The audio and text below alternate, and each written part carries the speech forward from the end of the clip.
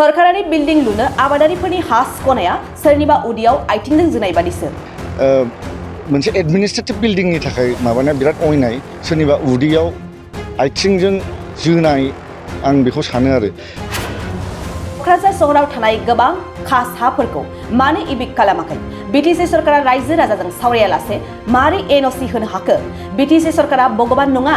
एनअसिनि सिगां बिटिसि सरकारा रायजो राजाजों सावरायग्रोनांगौमोन। आरो जों खोनानो मोन्दों जे गभर्नमेन्टआ एनअसिबो होबाय बिटिसि गभर्नमेन्टआ।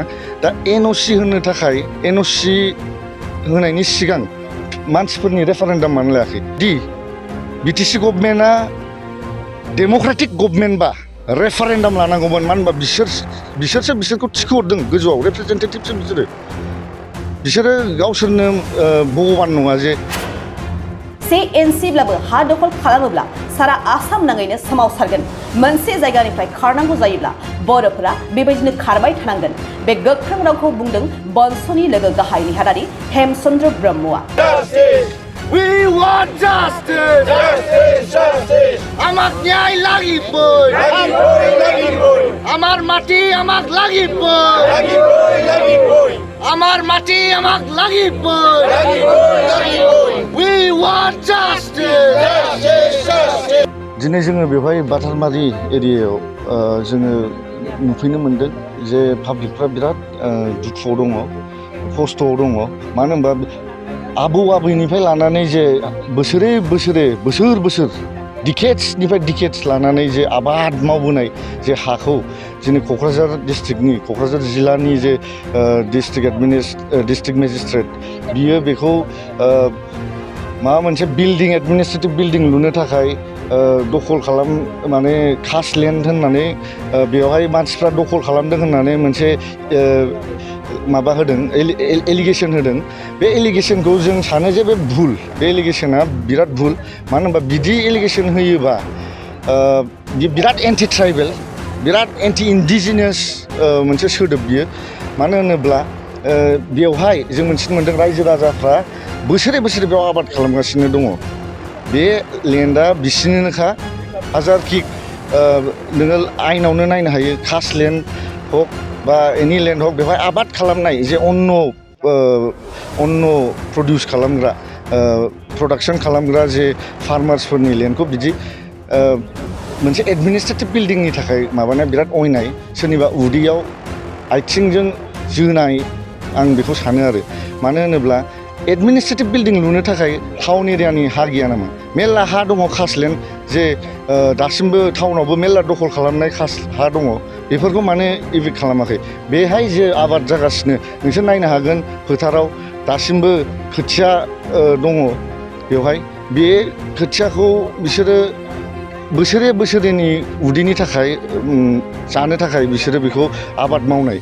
बेखौ जुदि बिसोरखौ जुदि बिनिफ्राय होखारनानै जुदि बिसोरनि हाखौ जुदि कब्जा खालामोबा बे जाहैबाय बिराद आनकनस्टिटिउसनेल आरो बिराद एन्टि ट्राइबेल मुभ जागोन बे गभर्नमेन्टनि।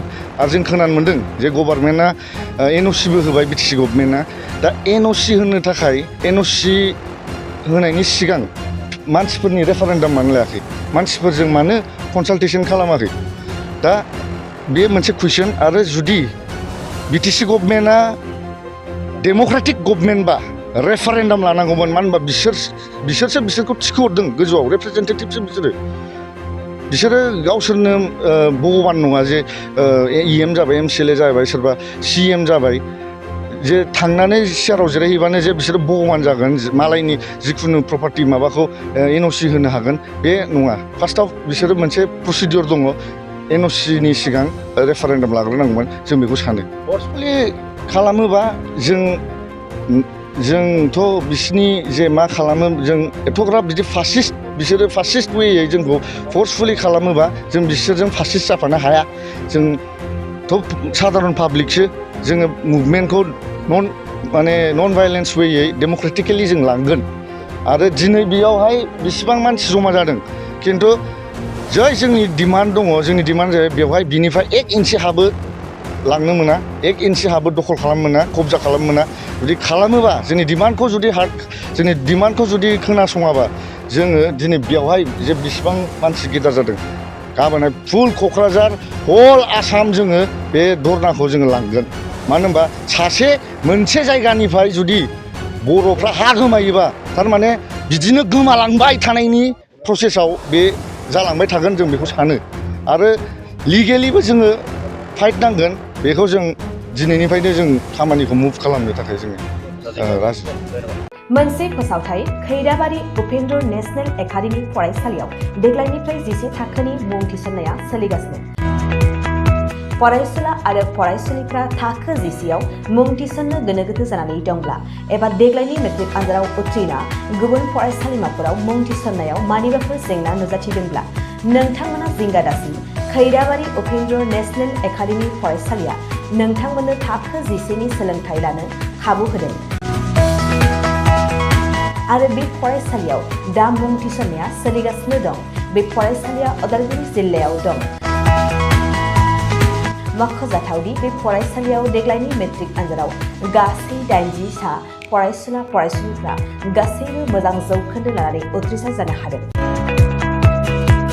बे फरायसालियाव थानो थाखाय हस्टेलनिबो सुबिदा मोननो हागोन गोबां मिन्थिनो थाखाय 6003576723 84866100047 आरो 9101511040 जानबुं अनजिमायाव जगाजग खालामनो हागोन